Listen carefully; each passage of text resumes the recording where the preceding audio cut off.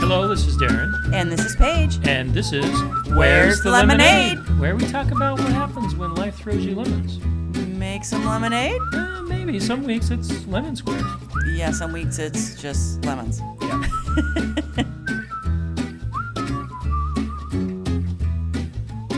On today's episode, We're going to talk about kindness in marriage.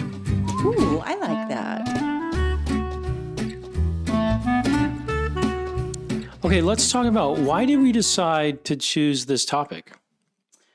You know what? I brought this up because I have seen a lot, especially on TV and even in our personal life, I have seen spouses or partners, just couples, not treating each other with kindness and respect that I feel like is deserved in a relationship. Especially on TV. On TV, it's all about, putting each other down and things like that. Yeah. So you decided to do some research. You did all the research on this one. I was pretty passionate about this. In fact, I came to you and I said, I know our next episode. And you were like, what? And I said, talking kindly. And I think people... First thing that came to my mind was, do I need to change some things? You talk very kindly to me. Oh, thank you, honey. You do. I feel like we are pretty good at this. I think so too. But I was just thinking, what can I do to improve? Yeah. We never want to come across on these episodes like we're the experts, because we're not. In fact, that's why we do this podcast, because we're in the trenches with everybody, right? Like we're learning and growing. But this is something that I think we do pretty well with. Like, we have never, in 10 years of marriage, we've never called each other a name. I might have said, "Oh, you're so stubborn." And you've probably said that about me more than once. Yeah, I'm sure I did. But it was a good refresher to study what kindness really is and why it has such an effect on marriage. Yes, because it does have quite an effect. I was surprised. Right. Yeah. No. I think that people don't give it it's powerful. Being kind to each other is powerful in a relationship. Oh, yeah, very, very much so. So let's dive right in. Why is kindness so important in marriage? We found a couple articles. You can go to our blog and check out the links on these articles. They're really good articles on kindness. Yes. So the first we found this article that listed 3 reasons why kindness is so important. And the first one, it says it keeps you together. Yeah, they found that the biggest predictor of successful marriages or relationships was kindness. Yeah. More than money or sex, kindness. Yeah. Kindness was the number one factor that they said it was a predictor of satisfaction and stability in a marriage. Isn't that, it makes sense to me, but I don't think I ever would have thought that. Like, how often would you just say, when someone asked you what would be the number one satisfaction predictor in a relationship, I never think of kindness as being the number one thing, but it was in the study that they did. It was the number one thing, and it makes sense. So why is that? Well, because kindness makes you feel cared for and loved and validated. I think it makes you feel all those things. Well, and those are essential things that you need in marriage. You want to feel valuable. You want to feel understood and cared for, all those things. Understood. That's a big one. Now, there's a fine line between being patronized, right? Yes. Feeling patronized and being and having someone be kind to you. I feel like there is a fine line. Like, are you just saying that, to appease me, or are you really being kind? So what if I am? You know what? That is true. Just don't make it seem like you are. Just don't make it seem like you are. That makes sense. Yes. Just pretend. No, just because you're kind to each other, or couples that are kind, doesn't mean that you don't argue. No. I mean, and some people equate the two. It means that you're just passive. You're just going to do whatever. No, it means you're just milquetoast, right? No, that's not the case. Well, as we can clearly testify to that. We don't agree on everything. What? We have arguments. We do. I feel like the longer we're together, as the years go by, we're pretty good at arguing now. Like meaning we know how to do it where we don't hurt each other's feelings, where it's more of a discussion than do you know what I mean? It's almost like the discussion is in the middle of us, and we're both discussing it, or the issue's in the middle, and we're both discussing the issue instead of each other. And it does get, I mean, we can get heated. I mean, we never raise our voices or anything like that, but I don't know passionate. about that. We get passionate. Passionate. There you go. Right? We get passionate about our own stance in our argument. But we never, and this is where kindness comes in. You can argue and be passionate about your position, even if it's in a disagreement with your spouse, but don't call each other names. Right. Give each other the consideration of at least letting the other talk. Right. And listening, but it doesn't mean that you're absolutely going to agree with everything that your spouse says. Right. So, yeah, you can, and it says in this article, you can either throw spears at your partner or you can explain why you were upset. No, we have a great example of this. You're welcome. Yeah, Paige is the example here. For getting upset. You're welcome. So I wasn't, you were getting. No, that's what I'm saying. Oh, okay, yeah. Yes. You're right. So we had our carpet replaced in our 30-year-old house, original carpet. It was really bad. So it was nasty. It was really bad. So that means we had to move all the furniture in that part of the house completely. It's like moving without moving. Yes, we had the entire upstairs, every single bedroom, we had to empty out. Paige went to go watch the grandkids at the beginning of this process, meaning we'd moved one set of rooms, Paige left, and there was no new carpet down. And then when Paige came back, all the carpet's back. All the rooms were put back into place, except for the worst part, all the books in the bookshelf.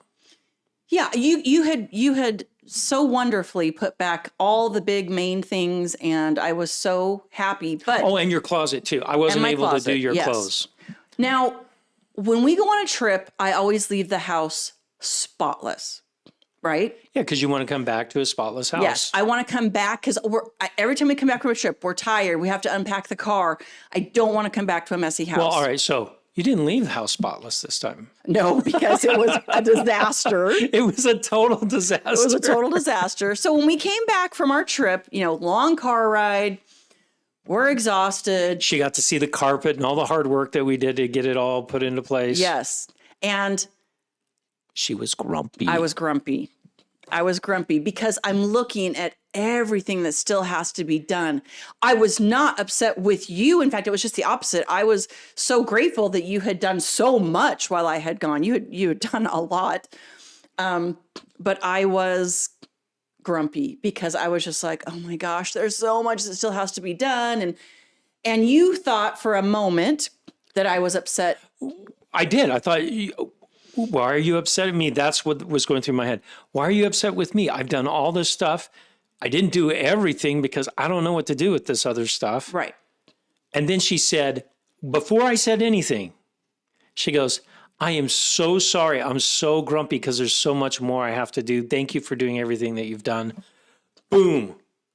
There's kindness right there. Well, and I said to you, I really want you to know that I'm not, this grumpiness is not towards you at all. I'm sorry that I'm grumpy right now. I'm really trying not to be. I wanted to pick her up and throw her in the pool.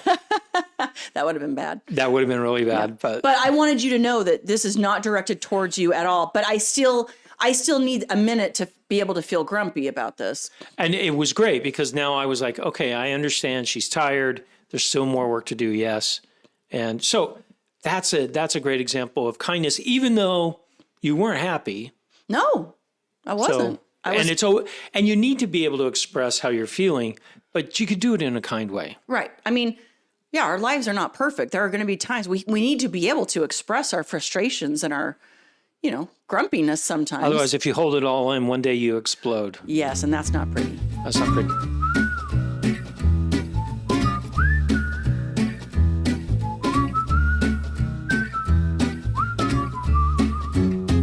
Okay, let's talk about the second thing. The second thing here is kindness builds trust. How so?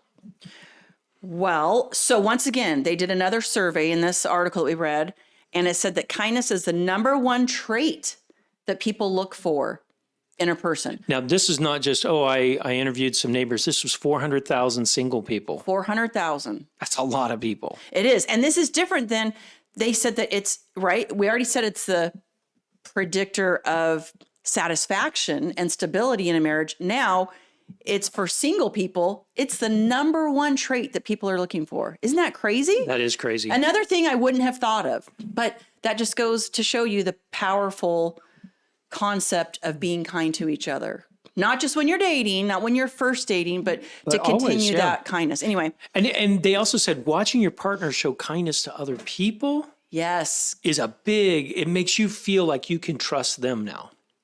So that building of trust, meaning, if I say something to them that might be hurtful, not meaning to be hurtful, but I'm expressing my feelings and they reciprocate with kindness, maybe disagreeing, but in a kind way, it's a trustful situation. Yeah. I know I can take things to them when I'm feeling bad. Yes. Yeah. That's a big deal. It's a big deal. What else? You can trust your partner. Oh, yeah. You can trust that when you're in an argument, your partner's not going to hit you below the belt. Like bring up things from 10 years ago or call you a name or throw things at you. Don't do that. Don't do any of those things. So those are all bad things. Those are all bad things. But that's how it builds trust. The kindness builds trust in your relationship. So okay, that's the awesome. third one, help get your needs met. Now this to me is the biggest. This is kind of counterintuitive to me though. Why? How am I getting my needs my needs met by being kind? Well, because when someone is being kind to you, right? You're being kind back. It's just this. It's this reciprocity. Yeah. It's this give and take. Well, and also if I'm being kind to you, I'm trying to find out what you need. Yes. Right. And in return, you're going to find out what I need. Right. So really, that's an interesting thing because they say kindness breeds openness and communication, meaning what can I do to help you or tell me what you really want. Right. And that could be a big deal. Well, and it says when you are kind, you take the time to address your partner's needs. Right? Yeah. Like, hey, what's going on? How can I help with that? I like how they said time. Yeah. Time is a key aspect there. Yep. So that's how you get your needs met because you're being kind and they're like, wow, they're being so kind. I want to be kind back. And I also want to do something nice for, right? I want to help. I want to, it's a great circle to be in. So is that what kindness really is meeting the needs of the people around you or the person that you're trying to be kind to? I think that's a big, huge part. That's a big, huge part. That could be really hard for men to understand what their wives really need, though. It is. Right. I mean, it's a big guessing game a lot of times. We've done pretty good with that because you're pretty open. You say, Darren, I need this. Right. In a kind way, right? Yes, I say, instead Darren, of saying, here's my Amazon list. I need this. Yeah. That's very true. But no, it says on here that your relationship is deepened when you put your partner first. Not the kids first? So I think this is a big problem. And especially in blended families, this is a huge problem. Yeah, because I've read in all the blended family, the Facebook groups and things, a lot of people are saying, well, my kids are first and then my spouse. Yes. That's backwards.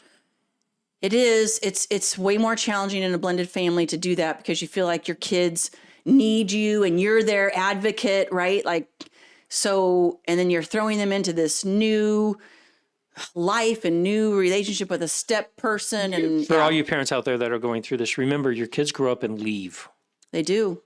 And they do. If you can build that strong relationship with your spouse, that can go on for a long time and your kids will see that kindness. Right. And you can actually help your kids more through the kindness that you have with your spouse. Right. So, but yeah, I really like how that says that your relationship is deepened when you put your partner first. So let me meet your needs. And then what is that going to want? What are you going to want to meet your needs? Right. Now it doesn't happen overnight, right? If you sit there and go, well, I've been nice to him for 3 days now and he hasn't done anything back. It is a process. If you're not in that kind of relationship, that is going to take some time to get something back, but don't give up.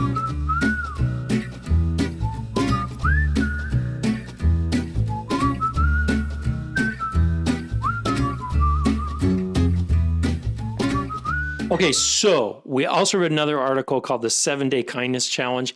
This was really funny. It was a couple that they weren't really kind to each other. They've been married for 10 years and they felt like they had lost the spark. That spark, as a lot of times you do, right? You can't physically or emotionally keep up the sparks of when you're dating and when you're first married, right? Thank goodness. It's we exhausting. hardly got any sleep at all. So it does have to fade just for preservation purposes. But no, they felt like they had really lost that spark and weren't putting each other first, and they were being kind. They looked at several different books on romance and sex and relationship building and all this. And finally, they came across a 7-day challenge. Yes, they were even seeing a therapist. They were seeing a marriage therapist. They were doing everything to try and get this emotional connection back. And yeah, you're right. They came across this challenge. So they started it on a date night. It was really fascinating to read. You guys should read the article.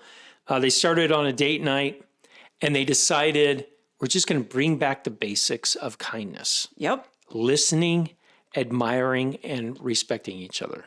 Yeah. So you look very beautiful today. Oh, why, thank you for telling me that I look beautiful. I feel like a Chip and Dale cartoon. No, you first. No, you first. And that's kind of how they said it was. Like it was this back and forth, oh, well, how is your food? Well, my food's good. How is your food? Well, it's really good. I love the way you eat that food. Yeah. Let's not go overboard. But they were just being kind.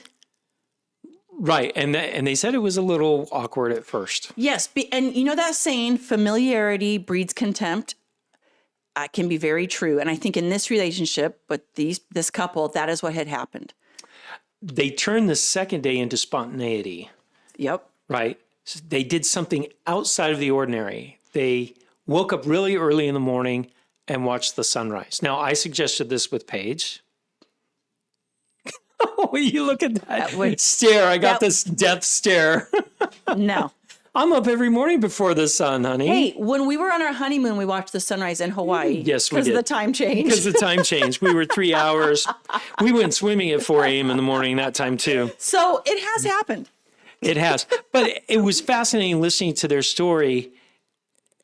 She started getting butterflies in her stomach again. She did. In fact, she said on the way back from that date where they were so kind to each other and complimentary and really listened, she had butterflies coming back from that date, and it just continued on into the next day. And isn't that cute? It is. It is pretty cute. It's so cute. The next thing was affirm, affirm, affirm.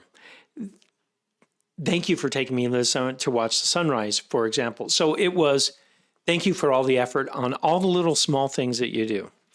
This has always been one of your big priorities, is showing gratitude. Absolutely, yeah. And we have a quote, actually, when you enter our house, right, that says, the secret to having it all is knowing that you already do. I think people miss that. They're always looking for more instead of looking and being grateful for what they have and affirming. I love the affirm, affirm, affirm. Yep. Thank you for. Yes. And it just, people like, oh, you recognize that. You realize that.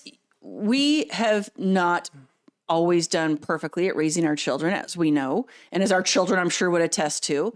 But one of the things that I feel like we really have done a good job on is our kids are all really thankful and grateful. I mean, even when we make dinner for them, they are all, thank you so much for dinner. It's those gratitude bucks we did. Yep. Gratitude bucks, I'm telling you. All of our kids are very good at showing gratitude. And I think it's because we model it.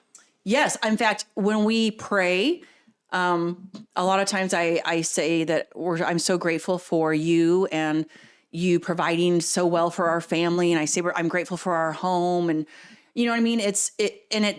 it makes you feel appreciated in the things that you are doing for us, and you do the same for me. Yep, absolutely. Okay, another interesting thing that we saw in this article. First off, this couple didn't make it the 7 days. They didn't. They lasted, they said 4. They lasted 4, but they said it's a time that they will always remember. It helped bring them closer together, which is really good. Try it out yourselves. It's a good one. What we also learned in this article, which I thought was really fascinating, you're the one that found it, and it's motivators in relationships. Yes. Go ahead. Go ahead. Okay. All right. She found that men need sex to feel loved. Yes. And women need to feel loved to have sex. Yeah.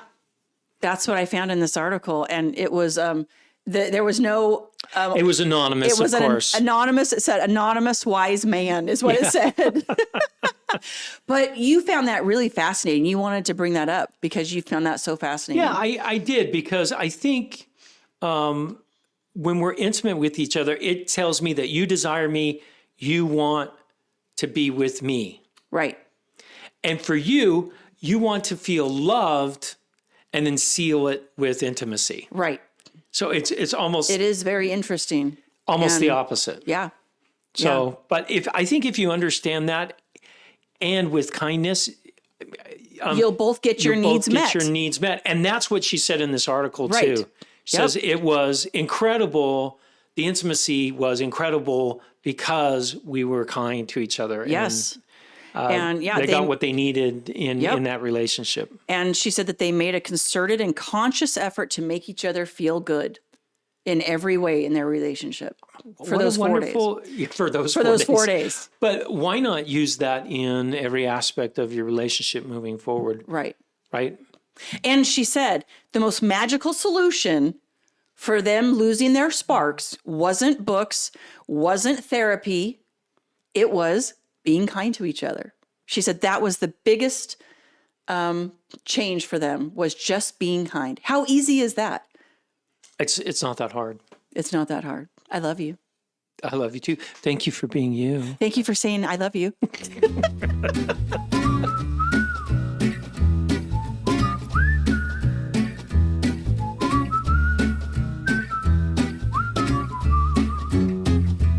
Okay, the Lemonade Moment of the Week has to do with our number 9, Sam. Sammy boy. Oh, my sweet Sam. On spring break, we had the opportunity to go to my parents' cabin. Thank you, Mom and Dad, for having the cabin and let us stay there. And we went skiing.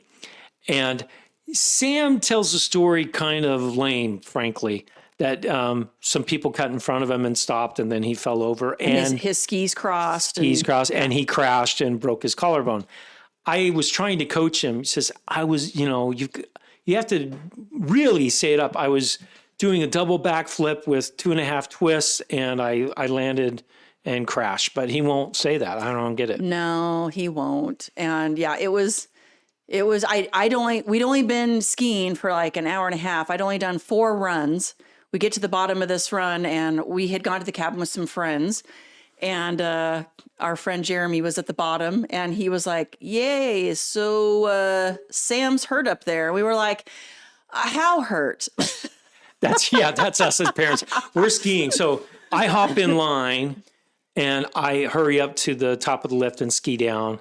While I waited at the bottom, because our friend had sent ski patrol up there because he said Sam couldn't really get up. He was in pain. And I was like, dang it. So by the time I actually got down to him, he was already gone. And you were in ski patrol. We were in ski patrol. And the ski patrol thought that it was either dislocated or broken. But he was like, but most of these things just heal on their own. So I was like, okay, well, Sam, you go sit over here in the lodge and let's continue skiing. And you were like, Paige, you have to take him to the hospital. I'm like, why? I was going to take him to the hospital. Well, I wanted you to stay and continue skiing with the kids. They needed your guidance and help. And so anyway, but I was just like, it's just going to heal on its own. It's fine. Oh, no, it wasn't going to heal on its own very easily. It was displaced by about an inch. Yes, it was pretty bad. Pretty bad break. You could even feel it sticking up. It was just sticking straight up. It was pretty gross. So he had to have surgery, which happened last week. And that's all lemons. That's all lemons. Poor But the Sammy. lemonade was the outpouring of his friends dropping by, dropping cookies by. Oh man, I've Lots had of cookies. so many cookies. Thank you to everyone. And just the outpouring of kindness that everyone showed towards Sam. I didn't know he had so many friends. Was awesome. So it's good to feel cared for, I guess. is. And Sam got to feel a lot of that this week. He did, and he's recovering nicely. We got to take the bandage off today to see his little Frankenstein. Battle scars. Battle scars. So, Yeah. he's a great patient.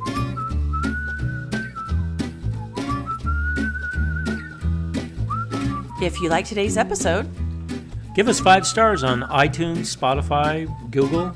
and head to Facebook and like us, And check out our blog at where'sthelemonade.org. where you can leave questions and comments.